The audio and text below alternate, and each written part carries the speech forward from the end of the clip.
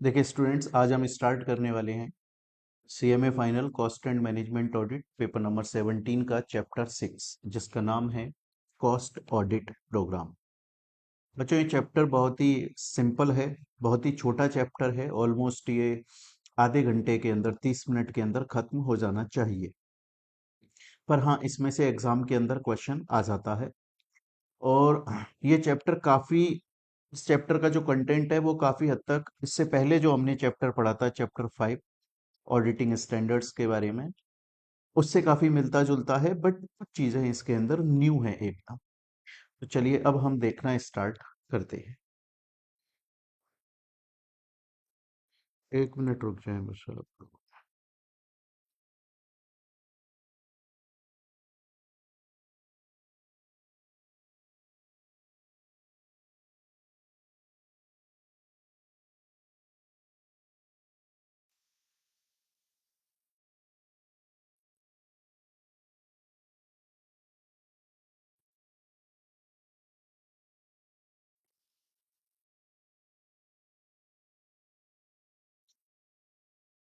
चलिए अब हम शुरू करते हैं।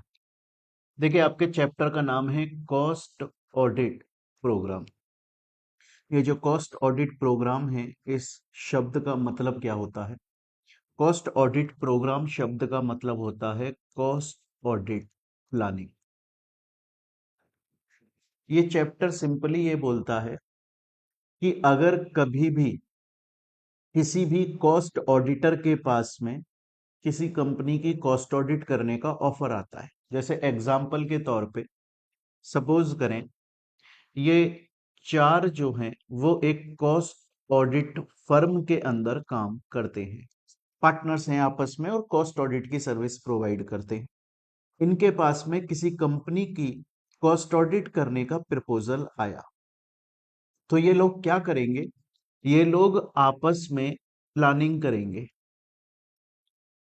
ये लोग पहले प्लानिंग करेंगे कि आखिर हम कंपनी के अंदर जब जाएंगे कॉस्ट ऑडिट करने के लिए, तो हमें किस तरह से ऑडिट करनी चाहिए ताकि जो ऑडिट रिपोर्ट प्रिपेयर हो वो अच्छी रिपोर्ट प्रिपेयर हो जाए। अब उसके लिए सपोज करो ये आपस में काम बांट रहे हैं। ये है राजपाल यादव, ये बोलते हैं कि भाई जब कंपनी के अंदर चलेंगे तो मैं इन्वेंट्री चेक कर लूंगा। कंपनी का जो स्टॉक डिपार्टमेंट है, इन्वेंट्री डिपार्टमेंट है, मैं उसका ओपनिंग स्टॉक, क्लोजिंग स्टॉक, सब कुछ मैं पूरा चेक कर लूंगा। तुषार कपूर बोलता है यार मैं डेटर्स से मीटिंग कर लूंगा, पता कर लूंगा कि कंपनी ने क्या कोई उधार उधार लिया हुआ है, इन सब चीजों के बारे में। शर्मन जोशी बोलता है कि मैं कंपनी के बाकी के खर्चे देख लूंगा, है ना, और रॉ मटेरियल कॉस्ट देख लूंगा, इलेक्ट्रिसिटी की कॉस्ट देख लूंगा। तो ये लोग क्या कर रहे हैं? ये लोग आपस में प्लानिंग कर रहे हैं। इसको प्रोग्रामिंग भी बोला जाता है। तो इसे बोलते हैं कॉस्ट ऑडिट प्रोग्राम। मतलब जब भी कभी किसी कॉस्ट ऑडिटर के पास में कंपनी की कॉस्ट ऑडिट करने का काम आता है, तो वो पहले प्रॉपर प्लानिंग करते हैं, उसे कॉस्ट ऑडिट प्रोग्राम बोला जाता है। अब, और जो मैंने आपको बोला, देखिए वो बातें यहां पर लिखी हुई हैं कि जब भी कॉस्ट ऑडिट करने के लिए जाएंगे तो प्रोफेशनल केयर उन्हें पूरी ध्यान रखना पड़ेगा ताकि कॉस्ट ऑडिट रिपोर्ट अच्छी बन पाए। क्वेश्चन अब ये आता है कि सर, वो कौन कौन से फैक्टर्स हैं? आखिर वो कौन कौन से फैक्टर्स हैं जिनको कंसीडर किया जाएगा कॉस्ट ऑडिट प्लानिंग करते वक्त? मतलब जब कोई कॉस्ट ऑडिटर जाए कंपनी के अंदर और उससे पहले वो प्लानिंग करे, तो किन किन फैक्टर्स को कंसीडर करे कि यार अगर हम इन इन चीजों का ध्यान रखेंगे ना, तो सही से कॉस्ट ऑडिट हो पाएगी। इसको ध्यान से देखिएगा क्योंकि इसके ऊपर एग्जाम में क्वेश्चन आ सकता है और इस चैप्टर के अंदर इंपॉर्टेंट है ये। उन्हें तीन चीजों का बेसिकली ध्यान रखना पड़ता है। किसी भी कॉस्ट ऑडिटर को तीन फैक्टर्स का मोटा मोटी ध्यान रखना पड़ता है। अब वो फैक्टर्स कौन कौन से हैं? सबसे पहले आता है audit personnel for the assignment. अब ये ऑडिट पर्सोनेल शब्द का मतलब क्या है? देखो, जहां पर भी आपको ये वर्ड देखने को मिले ना, पर्सोनेल, इसका मतलब होता है ह्यूमन रिसोर्स। इसका मतलब होता है ह्यूमन रिसोर्स, उस काम को करने वाला व्यक्ति। से बोल रहा है कि सबसे पहला काम क्या होगा? Audit personnel for the assignment. अब अगर सिर्फ आप इस सेंटेंस को समझ जाओगे ना तो इसके अंदर के कंटेंट को बाय डिफॉल्ट समझ जाओगे। असाइनमेंट क्या है? कंपनी की ऑडिट करना। और पर्सनल क्या है? ह्यूमन रिसोर्स मतलब कॉस्ट ऑडिटर। ये बोलता है कि कंपनी की रेस्पॉन्सिबिलिटी है, देखिए ये बोलता है कि कंपनी की रेस्पॉन्सिबिलिटी है वो एक जिम्मेदार कॉस्ट ऑडिटर अपॉइंट करे। ये कंपनी की रेस्पॉन्सिबिलिटी है कि कंपनी जब किसी पर्सन को अपने पास में कॉस्ट ऑडिटर अपॉइंट करे, कंपनी पहले चेक कर ले कि सामने वाला person well qualified and experienced है कि नहीं है, तभी कंपनी उसको अपना कॉस्ट ऑडिटर बनने का ऑफर दे, पहली बात। और वो जो कॉस्ट ऑडिटर है जिसको ये ऑफर मिला है, वो कॉस्ट ऑडिटर जिसको ये ऑफर मिला है कंपनी से अपनी कंपनी की कॉस्ट ऑडिट करने का, उसकी जिम्मेदारी ये है कि जब वो कंपनी के अंदर ऑडिट करने के लिए जाए तो पहले वो कंपनी के बारे में पूरी डिटेल जान ले। कंपनी किस नेचर का बिजनेस करती है उसके बारे में पूरा डिटेल जान ले। कंपनी किस इंडस्ट्री में काम करती है, क्या उस इंडस्ट्री के अंदर जब किसी कंपनी की ऑडिट करी जाती है तो क्या कुछ स्पेसिफिक कंपनी के डिपार्टमेंट्स हैं, फैक्टर्स हैं जिनको कंसीडर किया जाता है, ये चेक कर ले। कंपनी पिछले कॉस्ट ऑडिटर कंपनी के पिछले 5 साल के जो पुराने डॉक्यूमेंट्स हैं उनको अच्छे से चेक कर ले। तो पहला फैक्टर क्या है जो कि किसी भी कॉस्ट ऑडिटर को कॉस्ट ऑडिट करते वक्त प्लान करना चाहिए, ध्यान में रखना चाहिए? सबसे पहला है audit personnel for the assignment. मतलब जिस पर्सन को इस असाइनमेंट ऑडिट के लिए अपॉइंट किया जा रहा है, कंपनी किसी भी एरे गैरे को पॉइंट ना कर दे, रोड पे चलते किसी भी इंसान को ना कर दे। पहले वो चेक कर ले मैं जिस पर्सन को कॉस्ट ऑडिटर की तरह अपॉइंट करूं वो बंदा वेल क्वालिफाइड और वेल एक्सपीरियंस्ड तो है ना, क्या इसने पहले कुछ कंपनीज की कॉस्ट ऑडिट की हुई है? अगर इसने पहले कुछ कंपनीज की कॉस्ट ऑडिट करी हुई है तो वो कंपनीज किस नेचर का, किस टाइप ऑफ बिजनेस के अंदर एंगेज्ड थे और उन्होंने किस तरह की ऑडिट रिपोर्ट प्रिपेयर करी थी, उनकी ऑडिट रिपोर्ट को फिर क्या किसी इंडिपेंडेंट बंदे ने रेटिंग दी थी, लोगों का, गवर्नमेंट का क्या कहना है, इनकी ऑडिट रिपोर्ट जो है वो सही रिजल्ट सामने लेकर आती है कि नहीं लाती। कंपनी की रेस्पॉन्सिबिलिटी ये बनती है। It is the duty of company to find such cost auditor who can conduct the cost audit in well and best manner। उसके अलावा जिस पर्सन को कंपनी ने ऑफर दिया उसकी ड्यूटी ये बनती है, it is the duty of cost auditor कि वो कंपनी के बारे में पूरी नॉलेज गेन कर ले, कंपनी जिस इंडस्ट्री में काम करती है उसके बारे में नॉलेज गेन कर ले, कंपनी जिस टाइप ऑफ बिजनेस के अंदर एंगेज्ड है, जिस नेचर ऑफ बिजनेस के अंदर एंगेज्ड है उसका एक्सपीरियंस ले ले, इन सभी चीजों को चेक कर ले।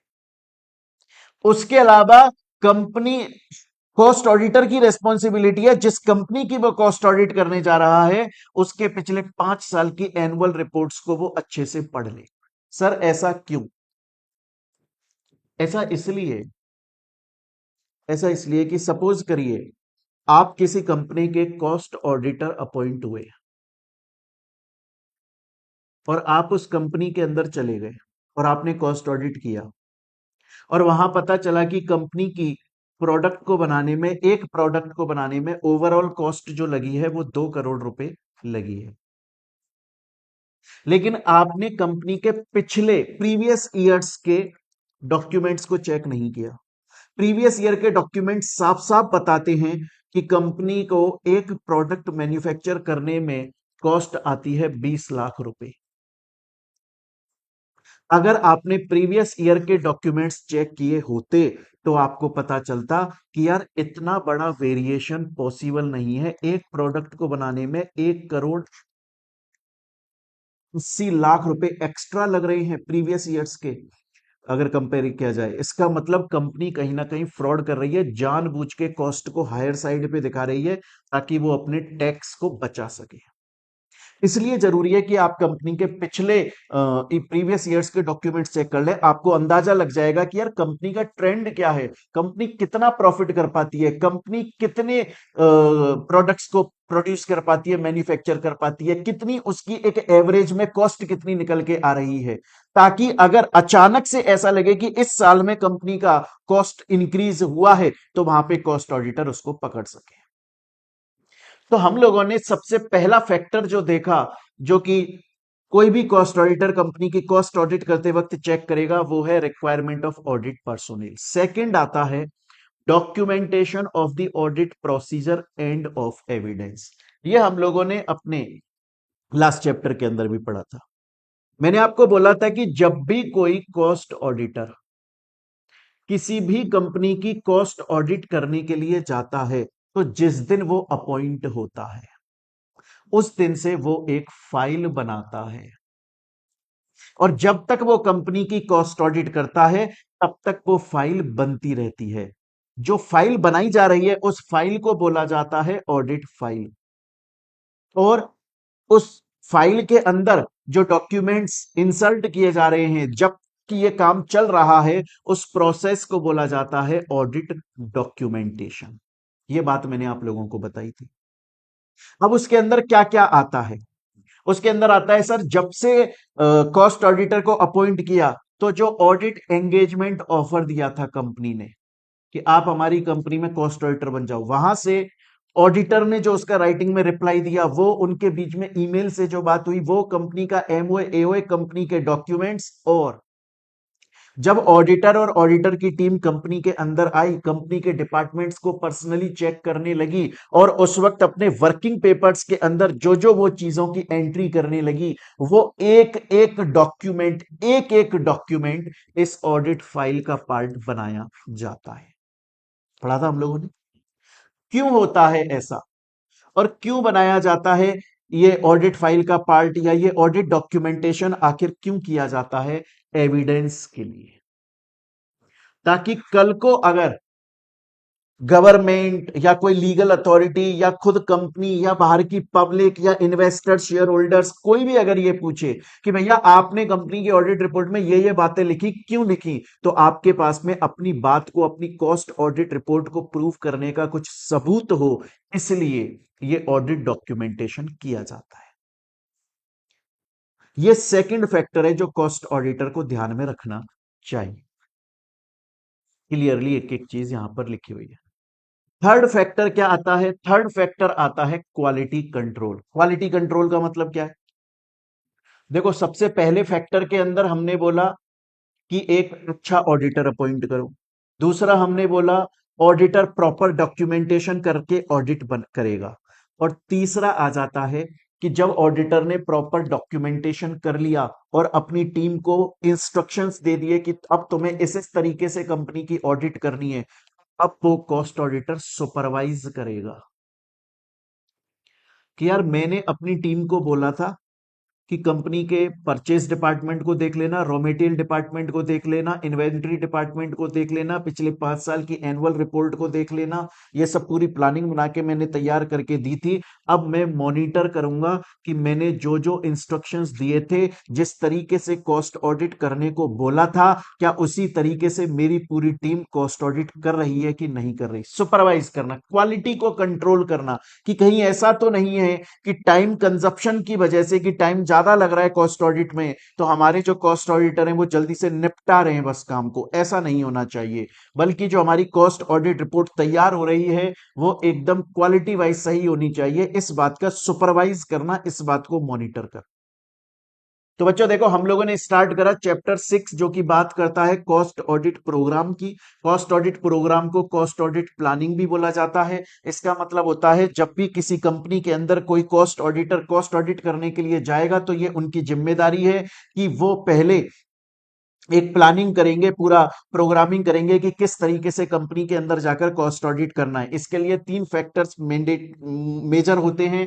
उसमें से एक मैंने आपको बताया, audit personnel for the assignment. Company की ड्यूटी है अच्छा कॉस्ट ऑडिटर अपॉइंट करे। कॉस्ट ऑडिटर की ड्यूटी है कि जब वो किसी कंपनी के लिए अपॉइंट हो गया तो फिर वो कंपनी की पहले प्रॉपर नॉलेज ले, कंपनी जिस इंडस्ट्री में काम करती है उसकी नॉलेज ले, कैसे उसकी कॉस्ट ऑडिट होनी चाहिए, पिछले 5 साल के एनुअल रिपोर्ट्स को चेक करे, जरूरत पड़े तो पिछले कॉस्ट ऑडिटर से वो कर्टेसी लेटर भेजकर बातचीत कर ले और फिर जाकर वो कॉस्ट ऑडिट करना शुरू करे। दूसरा, जब वो कॉस्ट ऑडिट करे तो प्रॉपर डॉक्यूमेंटेशन, वर्किंग पेपर्स उसको ध्यान में रखनी चाहिए, जिसके पास में वो ऑडिट फाइल बनाएगा जो उसके लिए एविडेंस के तौर पर भी रहेगी। और जब एक बार ये पूरी प्लानिंग हो गई और पूरी टीम को समझा दिया किसका क्या काम है, तो मेन जो कॉस्ट ऑडिटर है वो उन सबको सुपरवाइज करे, उन सबको मॉनिटर करे और चेक करे कि जो कॉस्ट ऑडिट रिपोर्ट बन के आ रही है वो एकदम क्वालिटी रिपोर्ट बनकर आ रही है। स्टूडेंट बोलता है सर मेरे को यहां तक की बात समझ में आ गई, बहुत ही सिंपल है। क्या इसमें से कभी एग्जाम के अंदर क्वेश्चन आया है? जी हाँ, 2 बार इसमें से एग्जाम के अंदर क्वेश्चन आए हैं, जिसमें डायरेक्ट क्वेश्चन आता है इस चैप्टर से। क्वेश्चन आया हुआ है कि कौन कौन से फैक्टर्स हैं जो कि कॉस्ट ऑडिटर ऑडिट करते वक्त ध्यान में रखेगा। ये 3 फैक्टर्स आपको लिखकर आने होते हैं और इनको एक्सप्लेन करके आना होता है।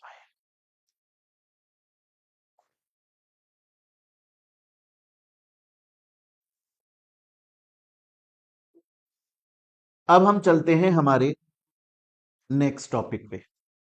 बच्चों, अब जो मैं आपको नेक्स्ट टॉपिक बताने वाला हूं, इस चैप्टर के लिए वो सबसे मोस्ट इंपॉर्टेंट टॉपिक है। इससे रिलेटेड एक बार एग्जाम में क्वेश्चन आया, 7 मार्क का क्वेश्चन आ चुका है, डायरेक्ट क्वेश्चन आता है। वो क्या बोलता है पहले आप समझ लो इस चीज को। देखिए, जब भी कोई पर्सन, जब भी कोई कॉस्ट ऑडिटर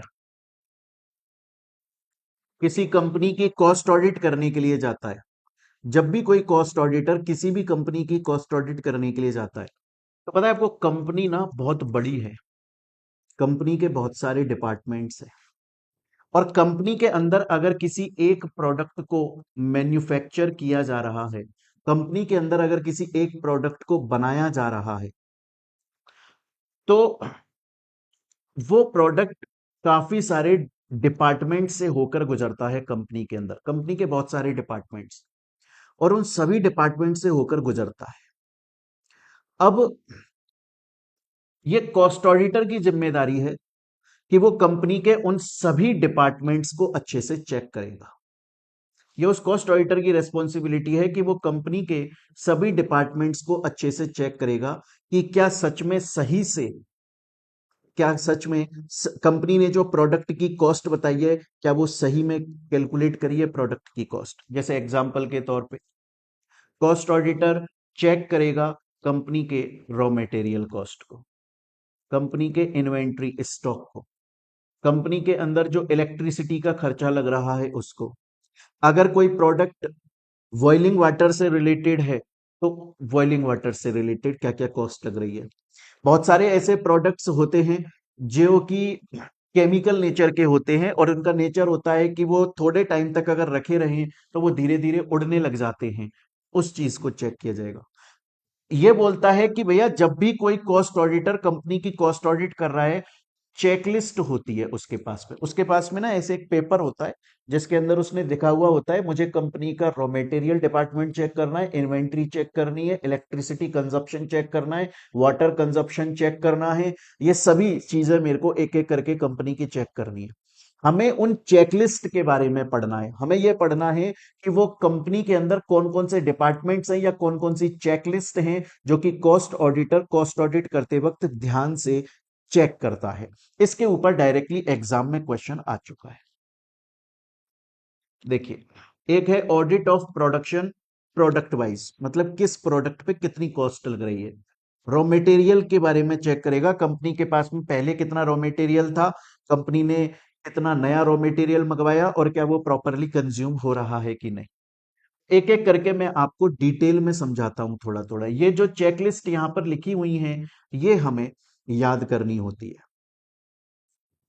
सबसे पहले आता है ऑडिट ऑफ प्रोडक्ट वाइज, कि किसी प्रोडक्ट को बनाने में क्या खर्चा है। क्या चेक करेगा कॉस्ट ऑडिटर? पहले उसका ओपनिंग स्टॉक चेक करेगा।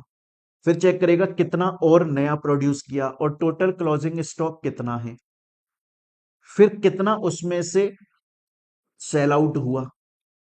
ये सब चीजें वो चेक करता है टाइम टू टाइम।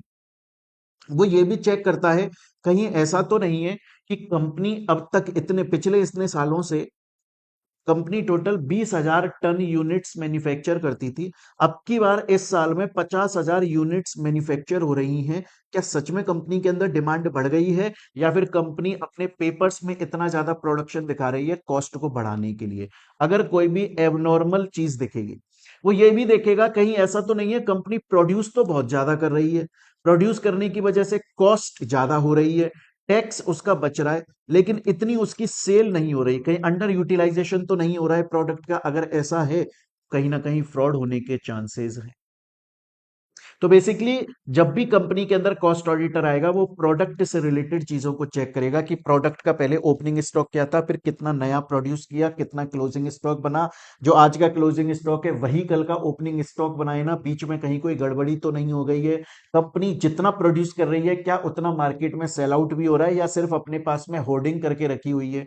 इन चीजों को चेक करेगा। दूसरा वो चेक करेगा रॉ मटेरियल की कॉस्ट, कि यार कंपनी बोल रही है प्रोडक्ट को बनाने में 100 रुपए का खर्चा आया, 100 रुपए में से 30 रुपए जो है वो तो रॉ मेटेरियल का खर्चा है। क्या सच में रॉ मेटेरियल का इतनी कॉस्ट लगी है? क्या सच में कंपनी के पास में इसके वाउचर्स हैं? पिछले 3 से 5 साल के कंपनी के पुराने डॉक्यूमेंट्स को चेक करो। क्या सच में इतना ही रॉ मेटेरियल मंगवाती थी या इसके आसपास का रॉ मेटेरियल मंगवाती थी कंपनी? कंपनी के रॉ मटेरियल का ओपनिंग स्टॉक चेक करो, क्लोजिंग स्टॉक चेक करो बीच में कहीं कोई डिफरेंस तो नहीं आ रहा है। तो कॉस्ट ऑडिटर ने प्रोडक्ट वाइज भी कॉस्ट चेक कर ली, रॉ मटेरियल की कॉस्ट भी चेक कर ली। इसके अलावा इन्वेंट्री का चेक करेगा कि अभी कंपनी के पास में स्टॉक कितना पड़ा हुआ है, प्रीवियस ईयर्स में कंपनी के पास में कितना स्टॉक हुआ करता था। ऐसा तो नहीं कि इस साल ज्यादा स्टॉक है कंपनी के पास, ज्यादा प्रोडक्शन कर लिया कंपनी ने पर उसको सेल आउट नहीं कर रही है, सिर्फ कॉस्ट बचाने के लिए प्रोडक्शन ज्यादा कर लिया है।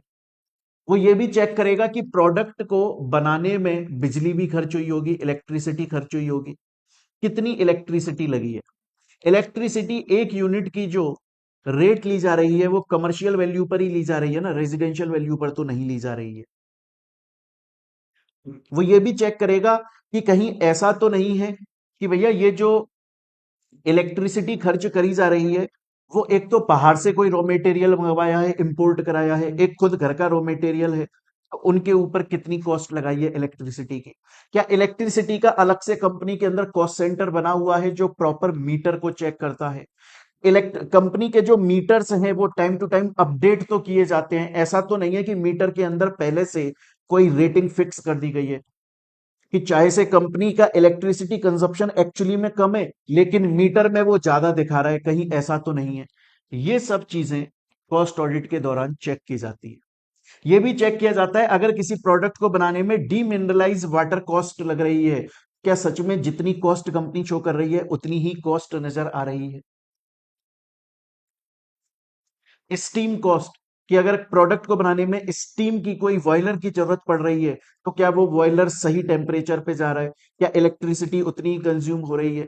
बेसिकली बात यह है कि बहुत सारी चेकलिस्ट होती हैं, जब भी कोई कॉस्ट ऑडिटर कंपनी के अंदर कॉस्ट ऑडिट करने के लिए जाता है तो वो प्रोडक्ट को भी चेक करता है, रॉ मटेरियल कॉस्ट को, इन्वेंट्री को, इलेक्ट्रिसिटी को, डीमेटलाइज वाटर कॉस्ट को भी चेक करता है, स्टीम कॉस्ट को, स्टोर्स इंस्पेयर, इन सभी कंपनी के एक एक डिपार्टमेंट को चेक करने के बाद में वो प्रॉपर कॉस्ट ऑडिट रिपोर्ट बनाता है। और तब जाकर सही मायने में पता लगता है कि प्रोडक्ट को बनाने में कितनी कॉस्ट लगी और कितना उनको टैक्स बेनिफिट मिलना चाहिए। स्टूडेंट्स ये एक छोटा सा चैप्टर है, आपका चैप्टर 6, आपके मॉड्यूल के अंदर भी ये चैप्टर इतना दिया हुआ है, पर हाँ इसमें से एग्जाम में काफी बार 7 मार्क का क्वेश्चन आ जाता है। वो क्या आएगा, या तो वो ये आएगा कि कंपनी की कॉस्ट ऑडिट करते वक्त कौन कौन सी चेकलिस्ट हैं जिनको ध्यान में रखा जाता है, या फिर एग्जाम के अंदर क्वेश्चन आपके आ सकता है कि कंपनी की कॉस्ट ऑडिट करते वक्त वो कौन कौन से फैक्टर्स हैं जिनको ध्यान में रखकर कंपनी की कॉस्ट ऑडिट करी जाती है। इनमें से कोई एक क्वेश्चन आपके एग्जाम में आ सकता है, और बस इतना सा ये छोटा सा चैप्टर। तो एक बार आप लोग यहां तक इस चैप्टर को प्यारे बच्चों सही से रिवाइज करें। मिलते हैं हम लोग अपनी नेक्स्ट क्लास के अंदर। Thank you.